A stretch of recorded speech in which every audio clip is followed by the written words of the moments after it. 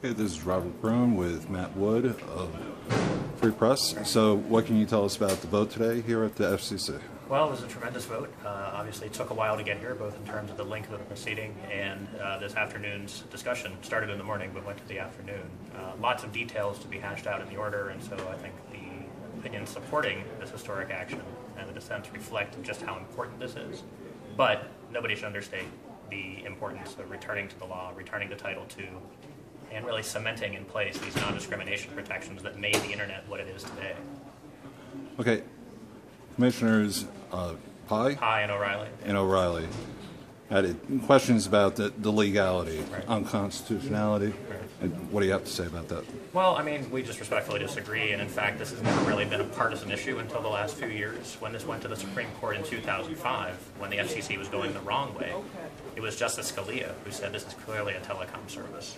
That's what the FCC is doing now, returning to that foundation that says if you're sending and receiving information on what's called a two-way communications network like broadband is, that belongs under this portion of the law. It doesn't mean utility regulations necessarily, and I think Chairman Wheeler did a good job of explaining that. There are parts of the law that will not be used, but the core of the Title II law is this non-discrimination safeguard that says people deserve service on just and reasonable terms. And that's what we're getting back with this victory today. Do you see this going to the courts? Oh, for sure. Somebody will sue. Yeah. That's the funny thing is when people said, well, if you do Title II, somebody will sue you. They're going to sue no matter what. Obviously, it changes the shape of the lawsuit. It might make it more complicated because this is undoing the mistakes of the past decade at the FCC. But we think that it's the best authority they had and the one they never should have given up in the first place. So returning to that foundation might make the suit, more complicated, more high profile. It gives the FCC the best chance to win, and we're confident that they will. We'll just have to see who sues and when and how it all turns out. Do you think it'll likely be Comcast, AT&T? Or? I don't know. They kind of take turns. It was Comcast about 4 years ago now, Verizon more recently, although the suits are filed and then sometimes it takes a couple years to wend its way through the court process. The wireless lobby has said basically they'll sue. The cable lobby they can do that in their name or they can use a company to do it. Comcast, I think, is a little less likely this time since they have this little merger they're trying to get through, so they're trying to look like a good citizen. But it could be any one of them. AT&T has not taken a turn yet on net neutrality, so they may be the ones this time. So 10 months ago, I was knocking on doors in Congress on the Hill, right. And barely anybody knew, any of our elected officials knew what net neutrality was. But since then, there's been more activity. Do you think this is over? Oh, I don't think it's over. I mean, it will definitely go to the Hill. The joke I heard one time about the FCC and really any legal process is it's never over until it's over. And even then it's not over because the technology will continue to evolve. The laws will continue to be applied to new cases.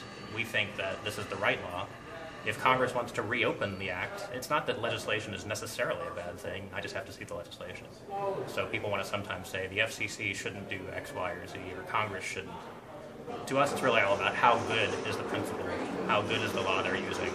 And we think this is the right one, and if Congress updates it, then we'll have to make sure that preserves all of these principles and all these crucial protections.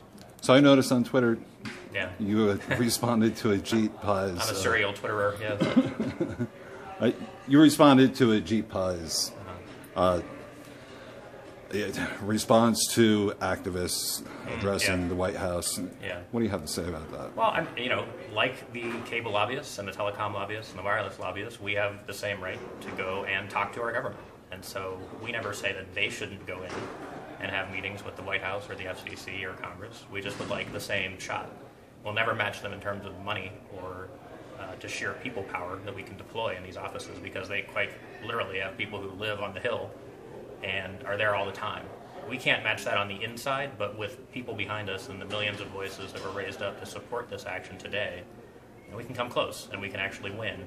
And lately it's been more often than not that we've won these big fights, and that's a great thing. So Commissioner Pai quoted EFF, Fight for the Future. Yeah. Did you feel left out? I don't really want to be on some dinner party list, I guess. EFF's concerns, he was quoting, I think he's mischaracterizing their view on the entirety of this order.